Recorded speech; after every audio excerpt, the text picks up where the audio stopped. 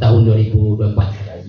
Kemudian salawat dan salam tidak lupa kita ucapkan ke Nabi besar Muhammad SAW yang telah berhasil membawa umatnya dari alam kebodohan sampai kepada alam yang penuh dengan ilmu pengetahuan seperti adanya saat sekarang ini.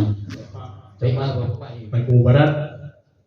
Terusnya Kepala Kesmas Ibu dan juga Ibu dari Bapeda. Seterusnya yang kami banggakan Bapak-bapak, Ibu-ibu, RT, RW, pemuka masyarakat, Babinsa, kader KB, dan juga kepala sekolah SD 40 yang berkenan hadir di acara muslimah kita ini. Mungkin sebagai kata buka dari kami juga menyampaikan maaf kecemek dari Ketua LPM karena izin terlambat, ada kegiatan keperluan anak pula di sekolahnya yang tidak bisa diwakilkan. Assalamualaikum warahmatullahi wabarakatuh. Alhamdulillahirabbil alamin, hamdan syakirin, hamdan na'imin, la yu'afina ma hu yukafi mazidah. Ya rabbana lakal hamdu kama yanbaghi li jalali wajhikal karim wa 'azimi sultani. Asyhadu an la ilaha illallah wa asyhadu anna Muhammadan abduhu wa rasuluh sallallahu alaihi wasallam dan nabiyya ba'da. Yang sama-sama kita hormati Pak Lurah Tanjung Godang Sungai Pinago dengan seluruh staf jajaran. Kemudian Ketua LPM, usul Ketua LPM, tapi pengurus LPM hadir ya Pak Lurah hadir. LPM Kelurahan, kemudian perangkat RT RW, Ketua, tidak ada yang unsur yang lain sekretaris bendahara, kemudian ada pendamping ini dari Bapeda, kemudian Bu Kapus, itulah 2 hari itu di Bu Kapus tadi Fitri ini. Kemudian juga ada dari penyuluh KB ini dari LH ada Bu? Ada Pak. Ada. Di Mokok lah Bu, dari sana. Kalau PT di Siko di Mokok ada kosong. Kemudian juga sama-sama kita hormati yang mitra Pak Lurah di kelurahan untuk menjaga keamanan, Pak Babinsa, Pak Babin itu hadir. Dulu izin ya, dulu lain belum. Kemudian tokoh-tokoh masyarakat lengkap Siko yang hadir, Mama alim ulama, Kudo Kanduang, pengurus PKK, kalau baca lihat ada Bu PKK gitu, PRT, Bu baju sirahnya, boleh kau panen hari ini, semangat gitu jadi. salah. Oh betul, ya. Semangat gitu. Baik Bapak Ibu, pertama tentu kita bersyukur kepada Allah Subhanahu Wa Taala. Alhamdulillah kita bisa hadir di kegiatan Musrenbang Kelurahan tahun 2024 untuk rencana atau menyusun perencanaan pembangunan di 2025 nanti. Dan ada Pak Lurah, kok lah LG rasanya, Lompok Gono nih. Nah, biar ditambah aja sedikit. Pertama, kegiatan Musrenbang gitu, Iko mesti kita pahami bahwasanya Iko salah satu jalan untuk menyusun perencanaan pembangunan. Jadi jangan aduh Iko dianggap tidak ada pembangunan doang. Musrenbang Patang, lah diusulkan tak dia doh pokoknya. Tidak ada wujudnya doh. Pembangunan itu pasti ada. Tidak mungkin setiap daerah itu tidak dibangun oleh pemerintah. Cuma bentuknya mungkin. Karena pembangunan harus kita maknai tidak hanya fisik saja. Jangan kau anggap yang bangun itu jalan, drainase, jembatan, segala macam. Tetapi membangun manusia, membangun ekonomi, ini membangun kesehatan, ini juga pembangunan. Dan ini sumbernya salah satu memang dari Musrenbang. Ada sampai pendekatan perencanaan pembangunan itu disusun, direncanakan melalui peluang jalan. Pertama itu yang disebut dengan perencanaan pendekatan yang teknokratik dengan pendekatan ilmiah. dengan melibatkan tenaga ahli, kampus. Ini kita dalam hal itu sekarang menyusun RPJPD, ya Bu ya. RPJPD, rencana pembangunan jangka panjang daerah. Itu untuk 20 tahun. Mulai dari 2025 sampai 2045. Tapi kita nak satu di situ dulu, kerja berbeda dengan OPD teknis dengan melibatkan akademisi dan kalangan profesional yang lain. Kemudian yang kedua, Iko perencanaannya melalui top down, dari atas ke bawah, titik dari atas, titik dari langit. Iko kok tanpa diusulkan di musrenbang pun, kalau pemerintah menganggap ini penting, ini perlu, pasti akan dikerajuan. Wah, tak pernah mengusulkan pokoknya dulu penerangan lampu jalan. Kalau memang ada DPU untuk pembangunan berapa titik lampu jalan, pasti akan dipasang. Kemudian rehabilitasi jalan, pemeliharaan, ada jalan berlubang, dua, nak perlu masuk masa rembang. Jika seandainya ada program itu di OPD, pasti akan dikerjakan. Termasuk juga dalam hal pembangunan ekonomi, pembangunan masyarakat. Nah, Mode Batang itu cukup banyak, tapi bantuan IF Batang di insentif fiskal untuk modal usaha masyarakat kita yang miskin dan miskin ekstrim. Nah, aku perlu kita sama-sama kita kawal.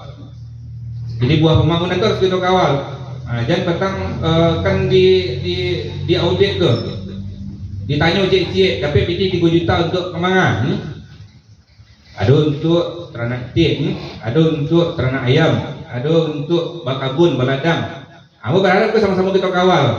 Dan yang tadinya rencana ternak itiknya, itiknya cuma sebulannya, sudah itu berubah jadi itik ladu hijau. Nah, harus kita kawal, harus berdampak pembangunan tadi itu. Nah, kemudian ini yang asalnya dari atas ke bawah, berarti dari OPD yang membangun. Termasuk juga pencegahan stunting. Tak pernah dulu kita mengusulkan anak stunting kami tolong anggarkan PMT-nya, anggarkan bantuan segala macam. Nah, tapi kok ada buah pembangunan dan itu cukup banyak biaya yang diserap di situ. Kemudian yang ketiga baru pendekatannya bottom up namanya, dari memusat dari bumi, dari bawah ke atas. Nah, itulah yang saat ini kita lakukan. Dimulai dari mufakat RW ke Batang, kita lah melakukan usulan-usulan di masing-masing RW. Kita rembukkan, kini kita godok dari 3 kelurahan lain. Dari RW mungkin ada 2, ada 5, ada segala macam, banyak sesuai dengan kebutuhannya. Hari ini kita coba kerucutkan menjadi prioritas kelurahan jadi 5. Ya Bu Nadia. Jadi 5 nanti yang di tingkat kelurahan. Silakan mekanismenya nanti kesepakatan kita, mungkin Pak Ul nanti bisa pandu ini. Apakah jatah per RW ada berapa buah, atau mungkin memang skala prioritas saja, tidak perlu kita bagi jatah-jatahnya. Mungkin RW itu sekalian karena itu lebih penting, mungkin lebih banyak EDP, silakan tergantung kesepakatan gitu. Nah, terakhir baru pendekatan politis. Nah, pendekatan politis itu ada yang di OPD tidak ada, di Musrenbang tidak ada, tapi gua bisik ke anggota dewan. Aku ahlinya kok PRT kan. Nah, PRT kok cukup ahli lah mereka. Nah, ini pendekatan politis melalui anggota dewan, melalui baik itu kota, provinsi maupun pusat. Nah, bisa kita juga menjadi buah pembangunan juga. Nah, itu biliknya beda nanti kalau hasil Musrenbang masuknya di Musrenbang. Kalau yang lewat anggota dewan tadi namanya Pokir. Nah, itu yang bisa kita kenal dengan anggaran Pokir anggota dewan. Aku beda pula biliknya. Nah, bisa sama-sama kita coba seluruhnya. Nah, itu yang mungkin perlu kita pahami. Jadi jangan beranggapan hasil Musrenbang wak Batang ala 3 tahun yang lalu ikoyok usulkan. Wah, nak tuh pembangunan di kelurahan aduh pasti. Tapi mungkin yang jalan Musrenbang kita dapat yang jalan mungkin jalur politisnya dapat ke 3 apa segala macam, karena di situ itu ada anggota dewan Pak Ahmad Zifal yang jadi langganan selalu yang bisa pokirnya diarahkan di kelurahan awak. Nah, cuma sayangnya Pak Ahmad Zifal nak maju besok deh dong. Buat tanggung jawab kita bersama lah. Aduh, mudah-mudahan kegiatan kita hari ini diridhoi oleh Allah Subhanahu Wa Taala. Maka itu mari kita sama-sama kita buka dengan kita sama-sama lepaskan basmalah. Bismillahirrahmanirrahim.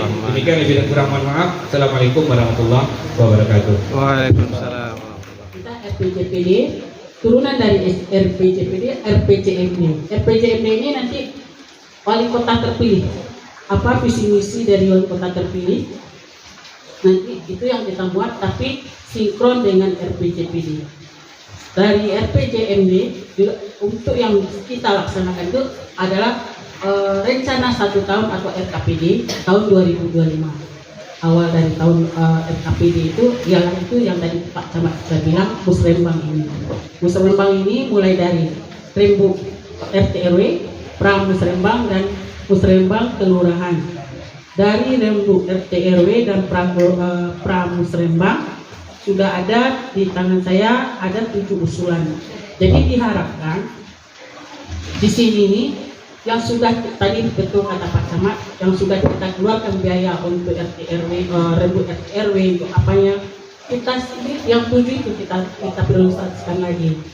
Tapi kalau seandainya masih ada unek-unek yang perlu, seandainya merasa ada yang belum terusulkan, silakan aja.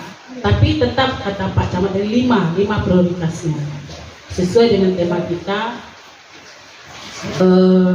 peningkatan pembangunan ekonomi melalui peningkatan SDM berkualitas dan berdaya saing. Jadi intinya di sini SDM berkualitas. SDM berkualitas itu seperti apa Bapak Ibu? Tadi Pak Camat sudah panjang lebar menyatakan inti kita itu orang Sumatera Barat itu ada pesan di syarat pesan di kita guru ya Pak Camat. Jadi mulai dari dimana kita melakukannya, mulai dari keluarga kita sendiri, termasuk juga sampah. Sampah itu perilaku kita di rumah tangga kita sendiri, perilaku anak, perilaku kita mulainya dari situ. Jadi memang itu termasuk peningkatan kualitas SDM Bapak Ibu. Selain dari pelatihan itu juga itu termasuk peningkatan kualitas SDM. Bagaimana kita memilah sampah di rumah tangga kita sendiri, dan juga bagaimana orang tua mendidik anaknya untuk menjadi lebih baik. Itu mungkin tak panjang lebar karena saya menggambarkan aja. Terus terkait dengan perencanaan 2025, kalau ada tadi Pak Camat Umum Pokir, silahkan ajukan ke Pak Admin Pokirnya, dia minta usulannya ke anggota DPRD. Tanggal 26 Januari harus diinput oleh admin. Paling lama tanggal 26 Januari harus diinput. Dan juga kalau ada usulan hibah seperti APE tadi Ibu bilang dari untuk pesandu, boleh. Hibah itu berupa untuk swasta atau masyarakat atau kelompok tani, itu bisa hibah. Tapi kalau menggunakan pemerintah, sarana pemerintah itu bukan hibah namanya, tapi kegiatan. Jadi yang untuk swasta, pesandu yang swasta itu dana hibah. Paling lama tanggal 28 Februari proposalnya harus masuk. Kalau ada rehab untuk rehab posyandu tapi bukan di tanah pemerintah, hibah itu tanggal 28 Februari harus masuk itu proposalnya ke perangkat daerah yang dituju. Itu yang apanya. Jadi mengenai itu saya rasa cukup, nanti kita silahkan diskusi. Tadi kata Pak Camat, bukan Pak Camat tapi kami yang menetapkan 5 prioritas. Silakan didiskusikan di sini, diputuskan, dan akhir dari musyawarah kita ini ada berita acara musrembang dan berita acara stunting, dan juga daftar hadir diserahkan ke OPDA. Mungkin demikian dari saya.